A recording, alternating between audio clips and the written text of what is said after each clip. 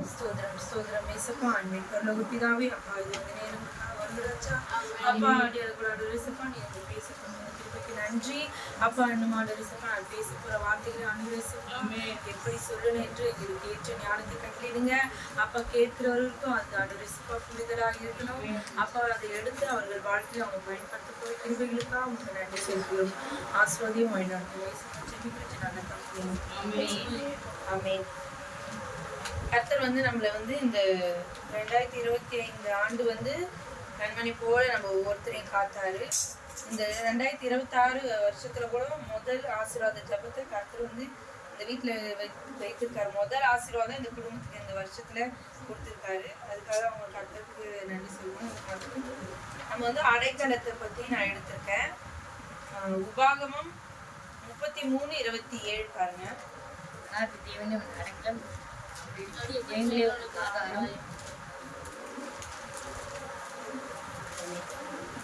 அநாதி தேவனே உனக்கு அடைக்கலம், அவருடைய நித்திய புயங்கள் உனக்கு ஆதாரம். அவர் உனக்கு முன்பாக நின்று சத்துருக்களை துரத்தி அவர்கள் அழித்து போடு என்று கட்டளையிடுவார். ஆமென். அநாதி தேவன் யாருக்கு அடைக்கலமா? நமக்கு அடைக்கலம். அநாதி தேவன் நமக்கு அடைக்கலம். அவருடைய நித்திய புயங்கள் நமக்கு ஆதரவா இருக்கு, நமக்கு ஆதாரமா இருக்கு. அவர் நமக்கு முன் இருக்கிற நம்ம எதிரா இருக்கிற எல்லா வித சத்துருக்களை என்ன பண்றாருன்னா, நம்ம அவரை நம்புறோம். அவர் நமக்கு அடைக்கலா இருக்கும்போது நமக்கு வருகிற எல்லா பிரச்சனையும் சரி எல்லாத்தையும் என்ன பண்றாருன்னா, அவருடைய வார்த்தையினால நம்மளை விட்டு என்ன பண்றாரு? அகற்றி போட்டு துரத்தி அடிக்கிறார். துரத்தி அடிக்கிறதுனா அது எந்த அளவுக்கு ஒரு பவர்ஃபுல்லான தெரியுங்களா? கர்த்தர் நம்மளை நோக்கி வர்ற எல்லா பிரச்சனையும் சரி எல்லா சூழ்நிலையும் சரி அவர் நமக்கு பாதுகாப்பா நம்மளை அவருடைய உள்ளங்கையில வச்சு பாக்குறாரு. அப்போ நம்மளுக்கு பிரச்சனை வரும். ஆனா அது வரும்போது அது அவரு நம்மளை விட்டு அகட்டும் போது அதுக்கான ஆசீர்வாதம் இன்னும் ரெண்டு தனியா இருக்கும். அது மாத்திரம் 2 சாமுவேல் 22:3-4 தேவன் நாம் நம்பி இருக்கிற துருகமும் என் கேடகமும் என் இரட்சகமும் என் உயர்ந்த அடைக்கலமும் என் புகலிடமும் என் இரட்சகரும் ஆனவர். என்னை வல்லடிக்கு நீங்களாக்கி ரட்சிக்கிறவர் அவரே. துதிக்க பாத்திரராகிய கர்த்தரை நோக்கி கூப்பிடுவேன். அதனால் என் சத்துருக்களுக்கு நீங்களாக்கி ரட்சிக்கப்படுகிறேன். ஆமென். கர்த்தரை தேவனை நம்பி இருக்கிற அவர் தான் நமக்கு யாரா இருக்கிறாரு? துர்கமா இருக்கிறாரு, கேடகமா இருக்கிறாரு, ராட்சணிய கொம்பா இருக்க உயர்ந்த அடைக்கலமா இருக்கிறாரு. அப்போ நம்ம வாழ்க்கையில அவர் எப்படிப்பட்டவரா இருக்கிறாரு அப்படின்னா, எல்லாமே அவர் தான் நமக்கு. எல்லா வித பாதுகாப்புமே அவர் நமக்கு யாருன்னா கர்த்தர் தான். நம்மளுடைய எல்லா சூழ்நிலை எல்லா நேரங்களிலும் நமக்கு எல்லா வித காரியங்களும் எப்படி இருக்கிறாரு? எல்லா நேரங்களிலும் பாதுகாப்பா இருக்கிறாரு, நம்மளுக்கான புகலிடமா இருக்கிறாரு, நம்மளை ரட்சிக்கிறவருமா இருக்கிறாரு. அது இல்லாம சத்துருக்கள் இடத்துல நம்மளை எப்படி மீட்டு எடுக்கிறவரா இருக்கிறாரு. அப்போ கர்த்தர் எப்படியாப்பட்டவர்னா, நமக்கான எல்லா வித பாதுகாப்பும் எல்லா வித சூழ்நிலையிலும் எல்லா வித நேரங்களிலும் நமக்கு அடைக்கலமான தேவன் அவர். அவர் நம்மளை உயர்ந்த அடைக்கலத்துல வச்சு நம்மளை எப்படின்னா கண்மணி மேல வச்சு நம்மளை பாதுகாக்கிறாரு. அது மாத்திரம் இல்ல, அதுல 31 கூட பாருங்க. தேவனுடைய வழி உத்தமமானது, கர்த்தருடைய வசனம் புடமிடப்பட்டது, நம்மை நம்புகிற அனைவருக்கும் அவர் கேடகமாய் இருக்கிறார். ஆமென். நம்ம யாரை நம்பி இருக்கணும்னா கர்த்தரை நம்பி இருக்கணும். அவருடைய வார்த்தைகள் நம்ம எப்படின்னா புடமிடப்பட்டது. இந்த வார்த்தையில இருக்கிற ஒன்னும் சத்தியமான வார்த்தை, உண்மையான வார்த்தை. அந்த வார்த்தைகளை நம்ம படிக்கும் போதோ சரி கேட்கும் போதோ அதை அப்படியே கேட்டு அப்படியே விடாதபடி அதை நம்பி கர்த்தர் என்ன பண்ணணுமா? நம்பணும். நம்பணும்னாதான் கர்த்தர் நமக்கு எப்படி இருப்பாரா? கேடகமா கேடகமாகவும் நம்மளுடைய அடைக்கலமா எல்லாம் வச்சு இருப்பாரு. இப்ப நான் கர்த்தரை நம்பல, ஆனா கடமைக்கு நான் கர்த்தரிடத்துல இருந்தேன்னா அவர் என்ன பாதுகாப்பாரு? இல்ல. ஏன்னா கர்த்தரை நம்பணும். நம்பினா மட்டும்தான் கர்த்தர் நம்மளோட இருப்பாரு. இல்லைன்னா நம்ம கர்த்தரை நம்பல, அவருடைய வசனத்துக்கு நம்ம கீழ்படல, அந்த வசனத்தை நம்பலைன்னா நம்மளுக்கு என்னன்னா பிரச்சனை மட்டும்தான் வரும். நம்ம இந்த உலகத்தை மத்தியில பிரச்சனையில மட்டும்தான் நம்ம வாழ்வோம். அதுவே நம்ம கர்த்தரை நம்பி நிறைய பேரை நான் பார்த்திருக்கேன். என் கூட வேலை செய்யறவங்களும் பக்கா ஹிந்து. ஆனா அவங்களுக்கு நேத்து கூட அவங்களுக்கு டிரான்ஸ்ஃபர் வந்துருச்சு, வேற இடம் மாத்துறாங்க. எனக்கு ரொம்ப கஷ்டம். ஏன்னா நான் தனியா அங்க வேலை செய்யணுமே. நேத்து அவங்களுக்கு அந்த இது நியூஸ் அவங்களுக்கு வந்தோடனே அவங்க ஏற்கனவே எனக்கு தெரியும் அவங்க சொல்ல கஷ்டப்படுவாங்கன்னு சொல்லிட்டு நானும் எங்க மேடம் அவங்களும் சொல்லலை. ஆனா அவங்க கர்த்தரை வந்து இந்துவா இருந்தாலும் நம்புறாங்க. என்கிட்ட சொல்லினே இருப்பாங்க, நீ ஜபம் பண்ணலையா எனக்காக, ஏன் நீ ஜபம் பண்ணல, எனக்கு ஏன் டிரான்ஸ்ஃபர் சீக்கிரமா வந்ததுன்னு அழுகுற மாதிரி ஆயிட்டாங்க. எனக்கு வந்து பதில் சொல்லவே நான் ஒரே ஒரு வார்த்தை தான் சொன்னேன், நான் உங்களுக்காக ஜெபிக்க தான் முடியும், விசுவாசமும் நம்பிக்கையும் உங்களுக்கு தான் இருக்கணும், நான் ஒரே வார்த்தை தான் சொன்னேன். நீங்க நம்பினீங்கன்னா அவர் கைவிட மாட்டாரு, அவர் செய்வாரு, பாதை எல்லாமே பண்ணுவாரு. ஆனா நீங்க வந்து கர்த்தர் இடத்துல முழுமையா கேட்கணும், முழுமையா இது பண்ணணும். நான் வந்து இப்ப நான் எல்லாருக்கும் ஜெபிக்கிறேன், உங்களுக்கு ஜெபிப்பேன், ஆனா விசுவாசமும் நம்பிக்கையும் உங்களிடத்துல இருக்கணும் அப்படின்னு நான் ஒரு வார்த்தை சொன்னேன். ஆனா அவங்க ரொம்ப ஃபீல் பண்ணி இதுவாயிட்டாங்க. நான் சொன்னேன், இன்னைக்கு கூட இப்போ அந்த இதுக்கு தான் போயிருக்காங்க, அந்த வெள்ளை மாளிகைக்கு தான் போயிருக்காங்க. போகும்போது எனக்கு ஃபோன் அடிக்கிறாங்க, என்னை இன்னைக்கே வாங்கிட்டு நாளைக்கு வேற இடத்துக்கு வேலைக்கு போக சொல்றாங்க அப்படின்னு நான் ஒரே ஒரு வார்த்தை தான் சொன்னேன், நான் ஜெபத்துக்கு கிளம்புறேன்னா நீங்க ஜெபிச்சுட்டு போங்க, ஒருவேளை அங்க போகணும் சித்தர்னா போங்க, அங்க கூட இதை விட உங்களை கர்த்தர் இன்னும் நல்லா வைப்பாருன்னு சொல்லிட்டு நான் சொன்னேன். அந்த வார்த்தையை அவங்க நம்பி சைலண்டா ஃபோன் வச்சுட்டாங்கன்னா எனக்கு வருத்தம். அந்த மாதிரி வந்து அவங்க ஹிந்துவா இருந்தாலும் ஆனா கர்த்தரை வந்து கொஞ்சம் நம்புறாங்க. என்னால முடிஞ்ச வரைக்கும் நம்ம வந்து கர்த்தருடைய வார்த்தையை வந்து சொல்றோம். அந்த மாதிரி நான் வந்து அவங்களுக்கு சொல்லியிருக்கேன். அந்த மாதிரி நம்ம கர்த்தரை நம்பணும்னா கர்த்தரிடத்துல இன்னும் அதிகமா அவருடைய வார்த்தைகளுக்கு நம்ம கீழ்ப்படிந்து அதை கடைபிடிச்சோன்னா கர்த்தர் நமக்கு பாதுகாவலா இருக்கிறாரு. அது மாத்திரமில்ல, சங்கீதம் 59:9 பாருங்க. சங்கீதம் 59:9.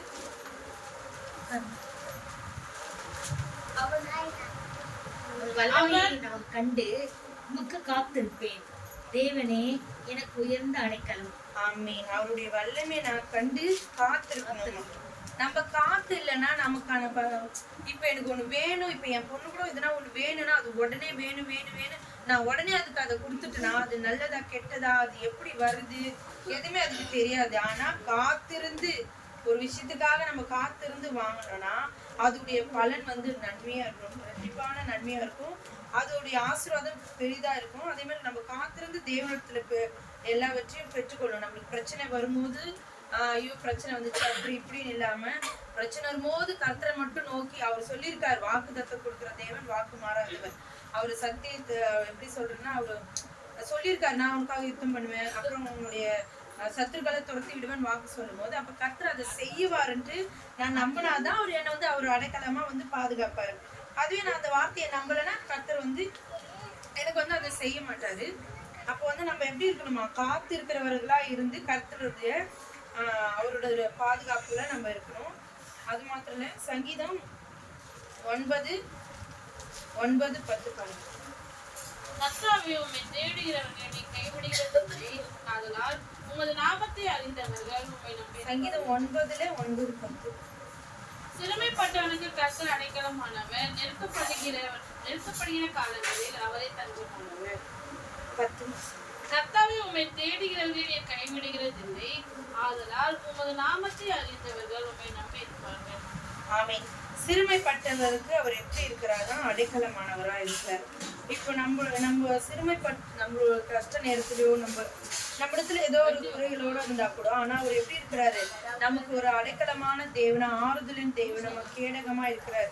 நெருக்கப்படுகிற காலத்துல கூட அவர் தான் தஞ்சம், ஆறுதல் எல்லாமே. யாருன்னா கர்த்தர். நம்மளுக்கு ஏதோ ஒரு பிரச்சனையோ ஏதோ ஒரு சூழ்நிலை இருக்கும் போது பாருங்களேன், உண்மையாலே நான் சொல்றேன், இந்த வருஷம் தான் நான் பெருமைக்குன்னு சொல்ல மாட்டேன், 3 நாள் ஃபாஸ்டிங் நிஜமா இருந்தேன்.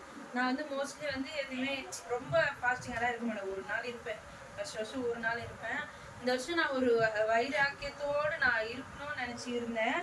கர்த்தர் உண்மையாலே சொல்றேன், அந்த 3 நாளும் எனக்கு வந்து ரொம்ப சந்தோஷமா இருந்துச்சு. என்னால நிறைய காரியம் நான் அவர்கிட்ட ஜெபிக்கும் போது எனக்கு வந்து கண்ணீர், சில காரியம் நான் கர்த்தர் இடத்துல வந்து ஜெபிக்கும் போது கண்ணீர் வருது என்னை மீறி. அந்த நேரத்துல வந்து அதை நான் உண்மையா செஞ்சிருக்கேன்றது என்னால உணர முடிஞ்சிச்சு. இப்ப நான் மத்த நேரத்துல ஜெபிக்கிறதுக்கும் நான் உபவாசிந்து ஜெபிக்கிறதுக்கும் நிறைய வித்தியாசத்தை எனக்கு அந்த இடத்துல உணர்த்தினாரு.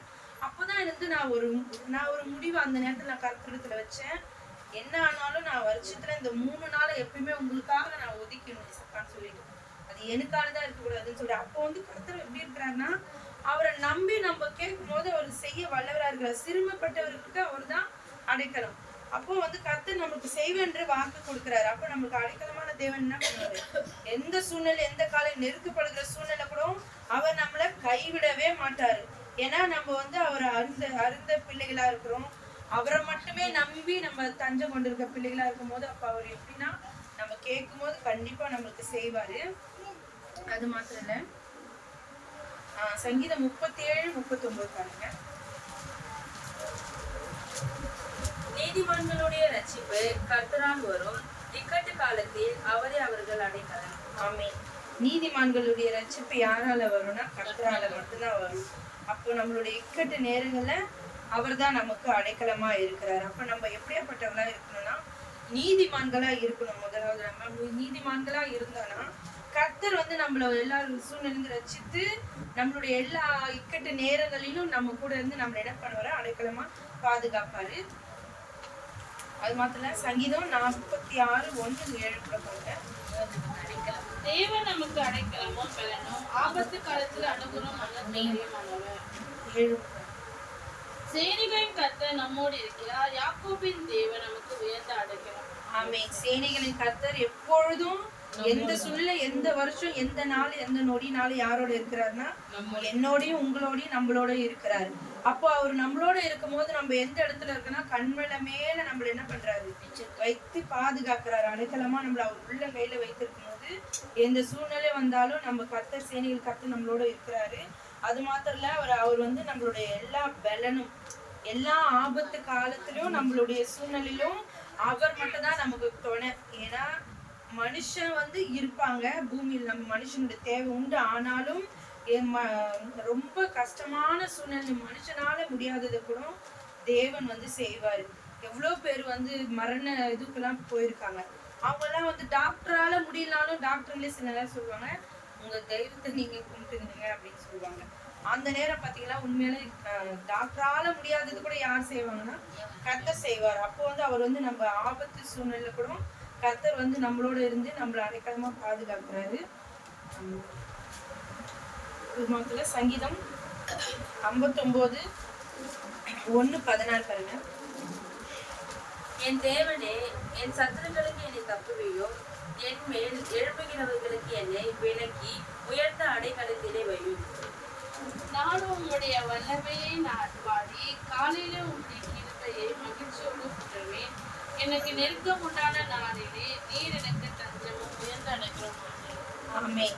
கர்த்தர் வந்து என் தேவன் வந்து நம்மளுடைய எல்லா சத்துருக்களும் நம்மளை தப்பி வைக்க வல்லவரா இருக்கிறாரு.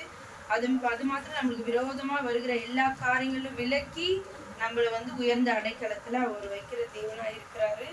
அது மாத்திரம் இல்ல, கர்த்தர் வந்து நான் சொன்ன மாதிரிதான் அவரை நம்பாம, அவரை நம்ம மகிழ்ச்சி படுத்தாம, அவரை இது பண்ணாம நம்ம அவரிடத்துல இருந்து எந்த நன்மையும் நம்ம அவ்வளவு சீக்கிரத்துல பெற்றுக்கொள்ள முடியாது. அதுதான் இங்க சொல்லுது, கர்த்தரை தேடினா எல்லா நெருக்கத்துல என்ன ஆகுமானா கர்த்தர் வந்து நம்மள அந்த மீட்டு நம்ம உயர்ந்த அடைக்கலத்துல வைப்பார் என்று சொல்லுது. ஏன்னா கர்த்தர் மட்டும்தான் எல்லா சூழ்நிலும் எல்லா வித பாதுகாப்பாவும் நமக்கு வந்து இருக்கிறாரு. ஏன்னா 2025 முழுவதும் எவ்வளோ சூழ்நிலைங்க இருந்துச்சு. ஆனாலும் கர்த்தர் எப்படி நம்மளை பலப்படுத்தி பாதுகாத்து இந்த ஒரு வருடத்தை கழித்து புதிய வருடத்துல கூட புதிய மனுஷங்களா நம்ம ஒவ்வொருத்தரையும் கொண்டு வந்த கிருபைக்காக நம்ம கர்த்தருக்கு நன்றி செலுத்துவோம். அது மாத்திரம் இல்ல, ஏசாயா 4:6 பாருங்க.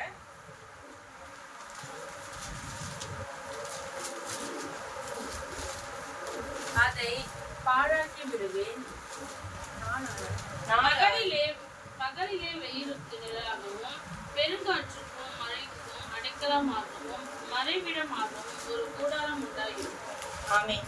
பகலிலே வெயிலுக்கும் நிழலாகவும் பெருங்காற்றுக்கும் மழைக்கும் அடைக்கலமாகவும் மறைவிடமாகவும் ஒரு கூடாரம் உண்டாயிருக்கும்.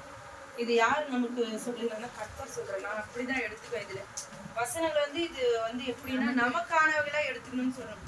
அப்போ வந்து நான் இது எனக்காக நான் எடுத்துக்கிறேன், உங்களுக்காகவும் நீங்க எடுத்துக்கங்க. வெயிலாகிலும் மழையாகிலும் பெருங்காற்றா இருந்தாலும் யார் நமக்கு அடைக்கலான்னு பாத்தீங்கன்னா தேவன். அவர் வந்து நமக்காக நமக்கு வந்து ஒரு கூடாரத்தை வைத்திருக்கிறார். அந்த கூடாரம் வந்து அவருடைய அவருடைய கைதான் நமக்கான கூடாரம். ஏன்னா அவர் நமக்குள்ள இருக்கிறாரு. அப்போ வந்து அவர் உள்ளங்கையில நம்ம வைத்து தாங்குறதுனால என்ன சூழ்நிலை, மழையோ வெயிலோ இடியோ புயலோ என்ன வந்தாலும் அவர் வந்து என்ன பண்ணுவார்னா எல்லா நெருக்கடியில இருந்து நம்மள வந்து பாதுகாக்கிறாரு. ஏசாயா 25:4 கூட பாருங்க. கொடூரமானவர்களின் சீரல் 4 தானே? ஆமாம். கொடூரமானவர்களின் சீரல் மதிலை முதியடிக்கிற பெரு வெள்ளத்தை போல் இருக்கிறீர். நீர் ஏழைகளுக்கு பலனும் நெருக்கப்படுகிற எளியவனுக்கு திகழும் பெரும் வெள்ளத்துக்கு தப்பும் அடைக்கலமும் வெயிலுக்கு ஒதுக்கும் நிழலும் ஆனீர். ஆமே. அது வந்து வசனமே சொல்லுது, கர்த்தர் சொல்றாரு நம்மள வந்து பெரும் வெள்ளத்துக்கும் பெரும் நெருக்கடிக்கும் பெரும் காற்றுக்கும் பெரும் வெள்ளத்துக்கும் எப்படியா நம்மள வந்து அடைக்கலமா வைத்திருப்பேன் அப்படின்னு சொல்றாரு. ஏன்னா நமக்கு வந்து நம்மளுக்கு வந்து இப்போ சூழ்நிலை பிரச்சனை, இப்போ மழை நேரத்துல கூட இங்க நிறைய இடத்துல தண்ணி, ஆனாலும் கர்த்தர் அந்த நேரத்துல நம்மளை கைவிட மாட்டாரு. ஏதோ ஒரு இடத்த நமக்காக ஆயத்தப்படுத்துவாரு. நமக்கான ஒரு இடம் வைத்துதான் இருப்பாரு எப்பயுமே. நம்மளுக்கு ஏதோ பிரச்சனை வரும்போது அந்த இடத்துல நம்மளை கொண்டு போய் பாதுகாப்பாரு இல்லைங்களா? அப்போ வந்து கர்த்தர் வந்து எந்த சூழ்நிலை எந்த நெருக்கடித்திலும் நான் வந்து உன்னை வந்து அடைக்கலமா பாதுகாக்கிறேன், உனக்கு கண்ணு மேல வைத்து நான் கேடகமா உனக்கு இருக்கிறேன்னு சொல்றாரு. அப்போ கர்த்தர் வந்து இந்த புதிய வருடத்துல கூட எவ்வளவு சூழ்நிலை எவ்வளவு பிரச்சனைகள் வந்தாலும் நெருக்கடி வந்தாலும் இனிமே இந்த வருடத்துல வந்து கர்த்தர் வந்து அது எல்லாவற்றையும் மாற்றி இந்த குடும்பத்தை சரி வந்த நம்மளையும் ஒவ்வொருத்தரையும் கர்த்தர் வந்து புதிய மனுஷர்களாய் மாற்றி புதிய ஆசீர்வாதங்களோடு கூட இன்னும் வருகிற நாட்கள் நம்ம ஒவ்வொருத்தரையும் கர்த்தர் வந்து இன்னும் அதிகமான சாட்சிகளோட நிறுத்த போற கிருபைகளுக்காக நான் கர்த்தருக்கு நன்றி சொல்ல. கர்த்தர் தனி ஆசீர்வாதம்.